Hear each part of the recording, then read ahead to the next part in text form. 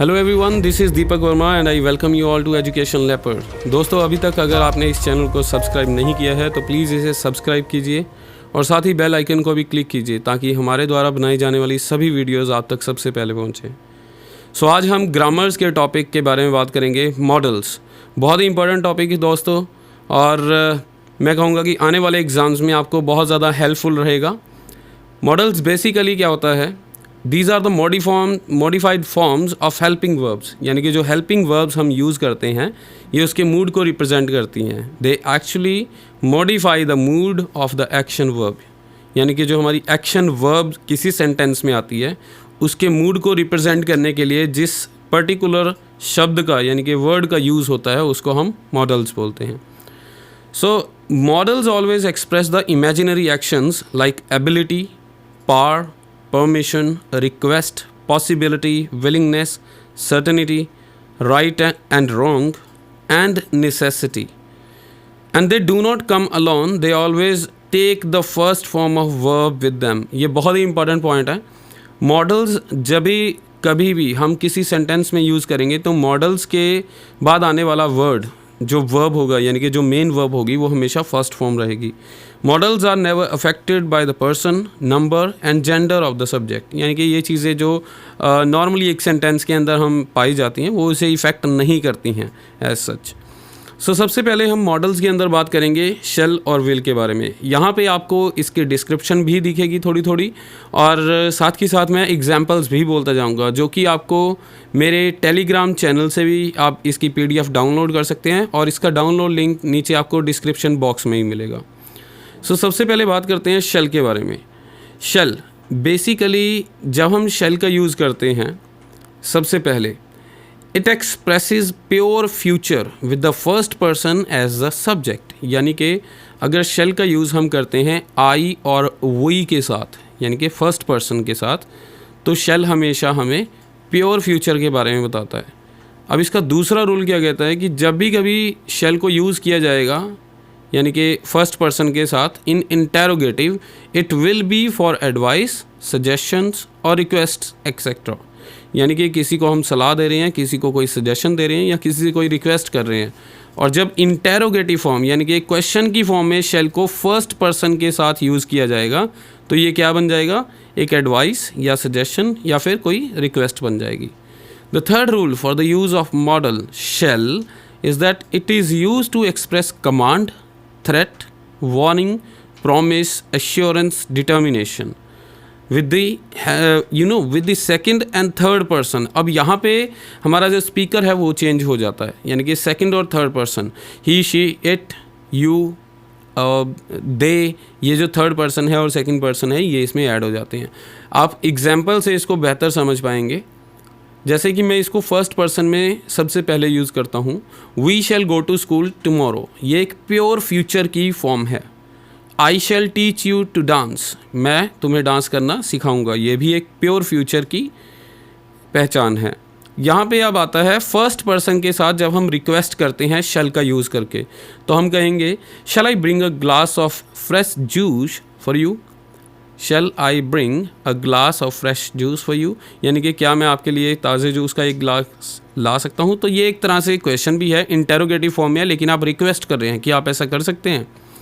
Shell I close the door, ये एक advice है कि क्या मुझे डोर बंद कर देना चाहिए। Shall we go to market tomorrow, अब ये भी फर्स्ट पर्सन के साथ है, यानी कि यहाँ पे हम सजेशन दे रहे हैं। Now you shall get a reward for your achievement, तुम्हें अपनी अचीवमेंट का इनाम ज़रूर मिलेगा। अब ये क्या है, एक एश्योरेंस है या फिर एक प्रॉमिस है, एक वादा है। तो you shall get a reward for your achievement, यानी कि यहाँ से हम स्टार्ट कर रहे हैं सेकंड और थर्ड पर्सन के साथ किस तरीके से शैल को यूज़ किया जाए। You shall go to your room, ये एक कमांड है, तुम्हें अपने रूम में जाना होगा। They shall win the match, third person में अब ये डिटर्मिनेशन है, यानी कि जो निर्धारित होता है, हमें किसी चीज़ के ऊपर बहुत ही भरोसा है या आपकी कोई टीम खेल रही है। यहाँ पे एग्जाम्पल दिया है जैसे they shall win the match, वे मैच जीत जाएंगे। तो यहाँ पर शैल जो है वो डिटर्मिनेशन दिखा रहा है। सेकंड मॉडल आता है हमारे पास विल। विल का भी सेम जैसे हम शैल को यूज़ कर रहे थे, जब कभी विल फर्स्ट पर्सन की बजाय सेकंड और थर्ड पर्सन के साथ आता है एज अ मॉडल, तो ये हमेशा प्योर फ्यूचर को एक्सप्रेस करेगा। यानी कि जैसे शेल आई और वी के साथ प्योर फ्यूचर को रिप्रेजेंट करता है, वैसे विल सेकंड और थर्ड पर्सन यानी कि जैसे आपको मैंने बताया you, they and he, she, it, इनके साथ, सबके साथ सेकंड, थर्ड और पर्सन के साथ ये हमेशा प्योर फ्यूचर को रिप्रेजेंट करेगा। इसका दूसरा रूल क्या कहता है कि इट शोज़ विलिंगनेस, चाह है किसी को कुछ करने की, इंटेंशन है यानी कि आपके मन में इरादा है, प्रॉमिस, डिटर्मिनेशन, ये with the first person as a subject, यानी कि ये फर्स्ट पर्सन के साथ जब आएगा विल तो ये विलिंगनेस दिखाएगा, इंटेंशन दिखाएगा, प्रॉमिस दिखाएगा और डिटर्मिनेशन दिखाएगा। उसी तरीके से अगर जो इसके थर्ड रूल को देखें हम, last use of model will is that it tells about the characteristics, habit, assumptions और इन्विटेशन, रिक्वेस्ट एंड इंसिस्टेंस। अब इसकी एग्जाम्पल को अगर आप समझ पाओगे तो बहुत अच्छे से आपको एकदम से दिमाग में पड़ जाएगा कि इसका यूसेज हमने कैसे किया है और किस तरीके से हमें सेंटेंसेस में अपने एग्ज़ाम में इससे हेल्प लेनी है। हम सबसे पहले प्योर फ्यूचर की फॉर्म में इसको यूज़ कर रहे हैं। You will die of a heart attack, यानी कि तुम हार्ट अटैक से मरोगे, तो ये प्योर फ्यूचर है। The prime minister will host the flag, ये भी प्योर फ्यूचर है, प्राइम मिनिस्टर झंडा फहराएंगे। I will meet you again, अब आई के साथ यानी कि फर्स्ट पर्सन के साथ जब ये यूज़ होगा तो ये एक प्रॉमिस को दिखा रहा है, I will meet you again.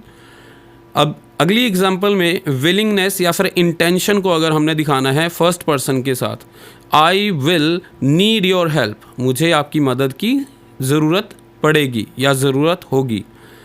Now अगले सेंटेंस में हम डिटर्मिनेशन को शो करेंगे, he will achieve his goals. अब ये सेकंड पर्सन आ गया है, वह अपने गोल्स को अचीव कर लेगा, अब ये डिटर्मिनेशन आ गया है। अ चाइल्ड विल यूजुअली ओबे हिज पेरेंट्स, ये एक कैरेक्टरिस्टिक हैबिट है, अ चाइल्ड विल यूजुअली ओबे his parents. He will be here at any moment, ये एक अंदाज़ा है, एक एजम्पशन है कि वो यहाँ पे कभी भी पहुँचता ही होगा। Will you go with me, ये है रिक्वेस्ट कि क्या आप मेरे साथ चलेंगे। He will not listen to his teacher's advice, ये एक इंसिस्टेंस है, इंसिस्टेंस यानी कि जहाँ हमें लग रहा है कि वो जिसके बारे में आप बात कर रहे हो वो शायद ऐसा नहीं करेगा। He will not listen to his teacher's advice। दोस्तों ये सारी एग्जांपल्स आपको बाकायदा PDF के साथ आपको मिल सकती हैं इसी कमेंट बॉक्स के अंदर। सो डोंट वरी कि मैं आपको ये सारी एग्जांपल्स दे तो रहा हूँ और यहाँ पे आपको शो नहीं होगा, लेकिन you will get the PDF for sure. तो चलिए दोस्तों, अब हम चलते हैं थर्ड मॉडल की तरफ जो है should. The first rule for the use of modal should is that it is use to express duty, obligation, advisability and desirability. यानी कि शुड को हमें, शुड की हिंदी क्या है, चाहिए।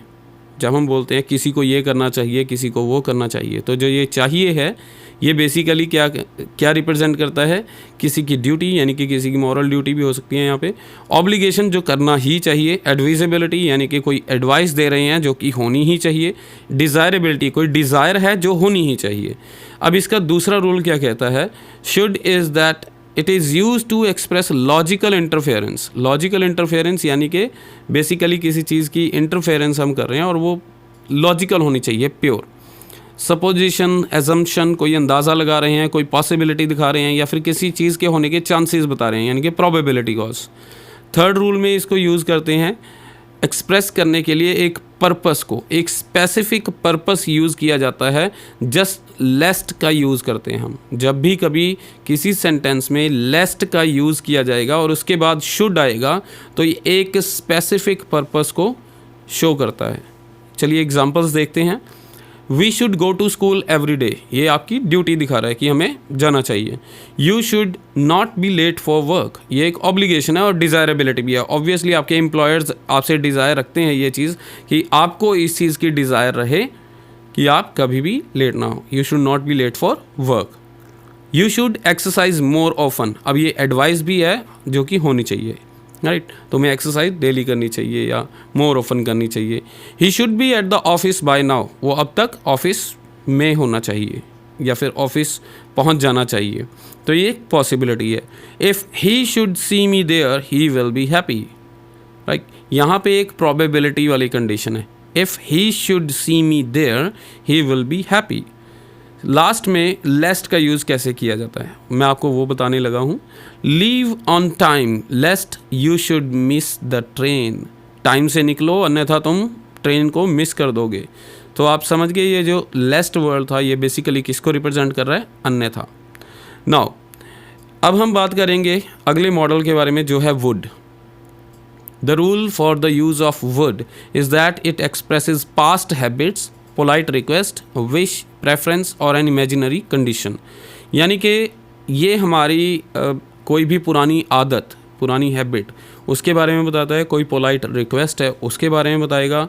आपकी विशेज़ या आपकी प्रेफरेंसेस क्या हैं उसके बारे में बताएगा. या फिर कोई इमेजिनरी कंडीशन उसके बारे में बताएगा. सबसे पहले पास्ट हैबिट्स की इसकी एग्जांपल आप देखते हैं. He would wake up early in the morning and go to work. वो मॉर्निंग में जल्दी उठा करता था और काम पर जाता था. My mother would always make me my favourite dishes. मेरी मदर, मेरे माता जी मेरे लिए मेरा पसंदीदा खाना बनाया करते थे. तो ये दोनों ही जो मैंने सेंटेंस बोले हैं ये पास्ट हैबिट्स के हैं. अब आती है पोलाइट रिक्वेस्ट की बात. इसको कैसे यूज़ किया जाए. Would you get me a glass of water please. अब अगर हम ये कहते हैं तो ये एक पोलाइट रिक्वेस्ट हो जाती है हमारी तरफ से. I would like to see the owner. अब ये भी पोलाइट रिक्वेस्ट है कि मैं मालिक से मिलना चाहूँगा. I would like to see the owner. I wish you would be here. अब ये विश आ गया और यू के बाद वुड आ गया तो आपकी ये विश को ही कंक्लूड कर रहा है. I would rather have food at home than outside. ये आपकी प्रेफरेंस है कि मैं घर पे खाना पसंद करूँगा बजाय घर के बाहर खाने से.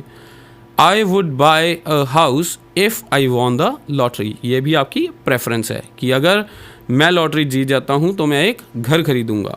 तो वुड का यूज़ मेरे ख्याल से आपको क्लियर हो गया होगा. अब हम बात करते हैं अगले मॉडल की जो है कैन. कैन एक बहुत ही इंटरेस्टिंग मॉडल है. The rule for the use of modal can is that it use to express permission, possibility, ability and capacity. ये बहुत ही इम्पॉर्टेंट चीज़ है.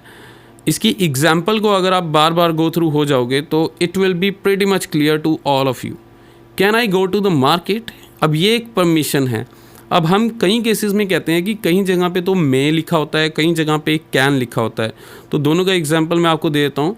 जब भी मे यूज़ किया जाता है वो थोड़ा रिस्पेक्ट के साथ बोलते हैं हम या फिर किसी सीनियर के साथ बात करते वक्त जब परमिशन मांगेंगे. लेकिन जब कैन का यूज़ करते हैं तो दैट मीन्स आप रैंडमली टॉक कर रहे हो या फिर थोड़ा सा इनफॉर्मल हो वहाँ पे, या फिर अपनी उम्र से या अपने आहुदे से यानी अपनी डेजिग्नेशन से छोटी डेजिग्नेशन वाले इंसान के साथ आप बात कर रहे हो या फिर अपने फ्रेंड्स में बात कर रहे हो.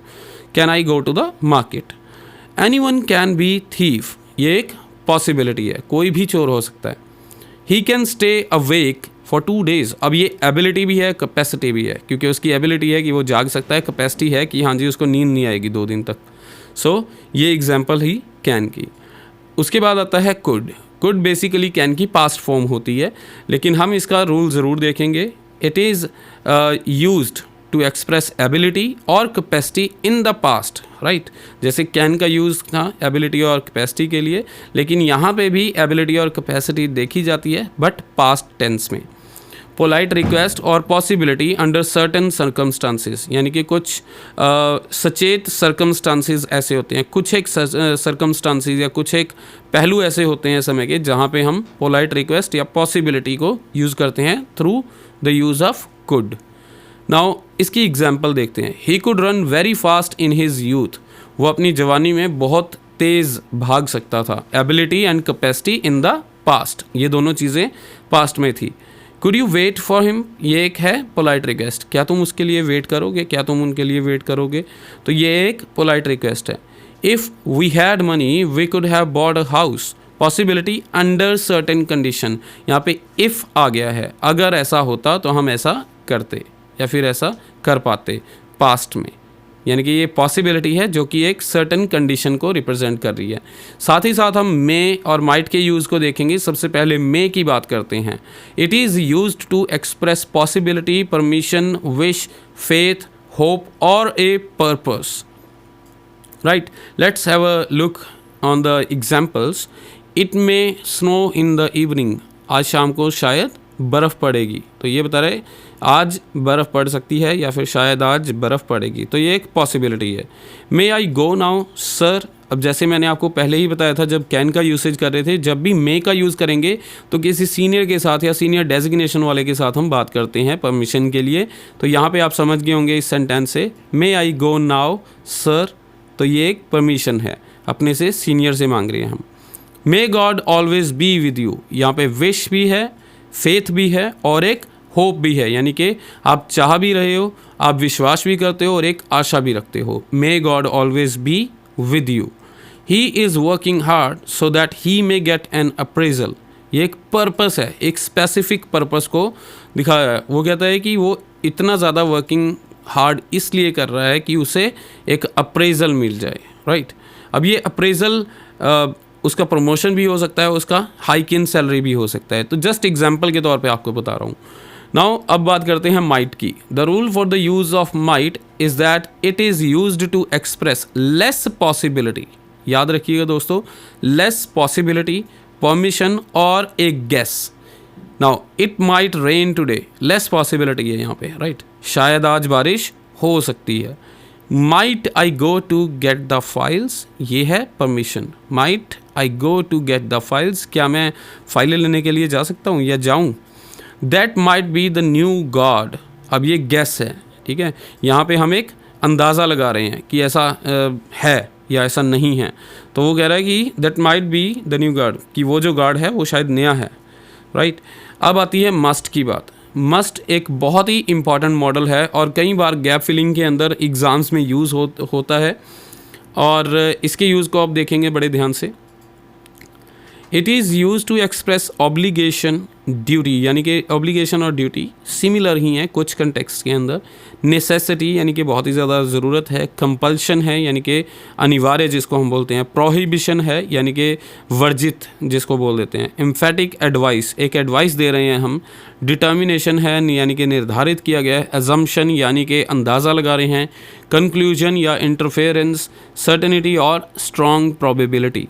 सो ये काफ़ी चीज़ें हैं जिनके अंदर, जिन कंडीशंस में या फिर जिन मूड्स के लिए मस्ट को यूज़ किया जाता है। तो सबसे पहले इसकी एग्जांपल्स हम समझते हैं। The children must obey their parents, बच्चों को अपने माता पिता की आज्ञा माननी चाहिए। We must not steal money from anyone, अब ये ड्यूटी हैं दोनों, ऑब्लिगेशन भी हैं और ड्यूटी भी हैं। You must follow the orders of your boss, आपको अपने बॉस के ऑर्डर्स मानने चाहिए, राइट। तो ये ऑब्लिगेशन और ड्यूटी को रिप्रेजेंट कर रहे हैं ये सेंटेंस जो अभी तक मैंने आपको बोले हैं। अब नेसेसिटी में इसको कैसे यूज़ किया जाए। आई must reach work on time, मुझे अपने काम पर वक्त से पहुंचना होगा या पहुंचना चाहिए या पहुंचना पड़ेगा। सो ये क्या है, नेसेसिटी को शो कर रहा है कि मुझे अपने काम पर टाइम से पहुंचना चाहिए। He must do as I say, वो वैसा ही करेगा या वैसा ही करना चाहिए या वैसा ही करना होगा जैसा कि मैं कहूँगा, ये है compulsion. You must not smoke in public areas, right. यहाँ पे मस्ट आ गया यानी कि तुम्हें स्मोक कर ही नहीं सकते आप, प्रोहिबिशन है, ये वर्जित है, right. You must see a dentist at once, emphatic advice. Emphatic यानी कि आपसे काफ़ी ज़्यादा कनेक्टेड हैं, आप इमोशनली किसी से कनेक्टेड हैं, आप एडवाइस दे रहे हो उसको। You must see a dentist at once, तुम्हें एक दांत के डॉक्टर को दिखा लेना चाहिए, राइट। ही मस्ट या we must not go before they come back, अब ये डिटर्मिनेशन है। डिटर्मिनेशन क्या है, यानी कि आपने कुछ सोचा हुआ है कि ये चीज़ होनी ही चाहिए। We must not go before they come back, इससे पहले कि वो वापस आए उससे पहले हमें नहीं जाना है, हमें नहीं जाना है, नहीं जाना चाहिए। तो बात एक ही है यहाँ पे, we must not go before they come back, ये आपके डिटर्मिनेशन को शो करता है। Now the students must be in their classes at this time, ये स्ट्रॉन्ग प्रोबेबिलिटी को दिखा रहा है कि सभी बच्चे इस टाइम पे अपनी अपनी क्लासेज में ज़रूर होंगे। He must be 40 years old, ये एक एजम्पशन है, वो 40 साल के आसपास होंगे या 40 साल की उम्र उनकी होगी। He must have left by now, certainty, वो अब तक निकल चुके होंगे, राइट। अब आता है हैव टू, जो हमारा अगला मॉडल है हैव टू। अब हैव टू के बाद भी हमेशा वर्ब की फर्स्ट फॉर्म ही आती है, we all know that. It is used in the sense of must, यानी कि मस्ट की एक सेंस के अंदर इसको यूज़ कर देते हैं, टू गिव एडवाइस और टू रेकमेंड समथिंग, राइट। कोई एडवाइस देने के लिए या फिर कोई चीज़ रेकमेंड करने के लिए हम इसको मस्ट वाली सेंस में यूज़ करते हैं। किसको? हैव टू को। I have to reach there by 9:30 PM in the sense of must, यानी कि मस्ट में क्या होता है, अगर हम मस्ट का I must reach there by 9:30 PM कि मुझे वहाँ पे पहुँचना ही होगा। यहाँ पे क्या कर दिया हमने, I have to reach there by 9:30, मुझे पहुँचना पड़ेगा, राइट। तो ये हैव टू इस तरीके से यूज़ किया जाता है in the context of, in the sense of must. Second example इसकी एक एडवाइस के तरीके से जब हम करेंगे, you have to start working soon, तुम्हें काम जल्दी स्टार्ट करना पड़ेगा या जल्दी काम करना होगा। उसके बाद आता है need. The main rule for the use of need is that it chiefly shows the absence of necessity और compulsion in the negative and interrogative sentences, यानी कि जब भी कभी नेगेटिव या इंटेरोगेटिव सेंटेंसेस यूज़ किए जाएंगे वहाँ पे किस चीज़ की एब्सेंस को दिखाएगा, ये नेसेसिटी और कंपल्शन की एब्सेंस रहेगी वहाँ पे। You need not to worry about your work, तुम्हें अपने काम के बारे में चिंता करने की कोई ज़रूरत नहीं है। Need I talk to her, यानी कि मुझे उससे बात करने की ज़रूरत है। तो मैंने दोनों सेंटेंसेस ले लिए हैं। पहले वाला जो था वो नेगेटिव में था, you need not to worry about work. Second है need I talk to her. अब आता है ऑट टू। अगर हम ऑट को यूज़ करते हैं किस तरीके से करना चाहिए, it is use to express the subject's obligation, यानी कि सब्जेक्ट की ऑब्लिगेशन दिखाता है। Duty and also it is use to give advice. जो ऑट को हम यूज़ करते हैं, हम बोल देते हैं ought to. I ought to love my parents, ये ऑब्लिगेशन ड्यूटी है, राइट। ऑब्लिगेशन भी है, मतलब होना भी चाहिए और है भी। I ought to love my parents. We ought not to cheat anyone, we ought not to cheat anyone, हमें कभी किसी के साथ चोरी नहीं करनी चाहिए, ठगी नहीं करनी चाहिए। You ought to practise for more than 2 hours a day if you want to clear the exam, अगर तुम एग्ज़ाम क्लियर करना चाहते हो तो तुम्हें दिन में 2 घंटों से ज़्यादा काम करना पड़ेगा, प्रैक्टिस करनी पड़ेगी या करनी चाहिए। ये एक ऑब्लिगेशन है। उसके बाद आता है डेयर। ये जो मॉडल है डेयर, इसका यूज़ बहुत कम होता है लेकिन हमारे सिलेबस में है, so we should conclude it. The rule for using dare as a modal is that it is used at places where we need to show courage, जहाँ पे करेज दिखाते हैं, हम बहादुरी दिखा रहे हैं। It is generally used in negative and interrogative way, यानी कि इसको नेगेटिव या फिर इंटेरोगेटिव वे में यूज़ किया जाता है generally. I dare not fail in my exam, ये नेगेटिव है। I dare not fail in my exam, मैं फेल नहीं हो सकता भाई, मेरे पास बहुत ज़्यादा उसका प्रभाव पड़ेगा या मेरे पास बहुत ज़्यादा प्रेशर है इस चीज़ का एग्ज़ाम को लेकर। तो वो कहता है I dare not fail in my exam, ये एक नेगेटिव फॉर्म में यूज़ कर दिया, राइट। अब हम करते हैं इसका इंटेरोगेटिव में यूज़, जब हम कहते हैं how dare you interrupt us, right. How dare you interrupt us, तुम्हारी हमें इंटरप्ट करने की ज़रूरत कैसे हुई, ये एक इंटेरोगेटिव फॉर्म में है। लास्ट मॉडल हम यहाँ पे यूज़ करने लगे हैं जो है यूज्ड टू। यूज्ड टू को काफ़ी बार यूज़ किया जाता है। वी ऑल नो दैट कि किसी सेंटेंस में, किसी न किसी पैराग्राफ में हम यूज्ड टू को देखते ज़रूर हैं। सो the rule for the usage of model used to is that it is used to express past habits and to express the existence of something in the past, यानी कि कोई past की habit या फिर किसी चीज़ की existence जो कि past में थी, अभी नहीं है, right? तो इन दोनों चीज़ों को दिखाने के लिए हम used to का यूज़ करते हैं। I used to go swimming every morning, मैं, ये पास्ट हैबिट है, मैं हर रोज़ स्विमिंग के लिए जाया करता था। अब आती है existence of something in the past. There used to be a door at this place long ago, यहाँ पे एक दरवाज़ा हुआ करता था, बहुत समय पहले की बात है कि यहाँ पे एक दरवाज़ा हुआ करता था। तो ये क्या था, existence of something in the past. So दोस्तों, अब देखा जाए हमने यूज्ड टू तक इनको कंक्लूड यहाँ तक कर लिया है। एंड जैसे कि मैंने आपको बताया था हैव टू का यूज़, उसी तरीके से has to just related with the subject, subject के हिसाब से हैज़ टू और हैड टू को भी हम रिप्रेजेंट करते हैं फ्यूचर, यानी कि फोर्स्ड एक्शंस ऑफ फ्यूचर और पास्ट के लिए।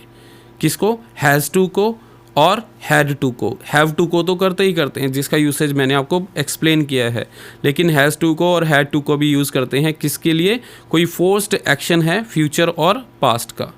सो दोस्तों इसी के साथ हमारे मॉडल्स ख़त्म होते हैं यहाँ पर।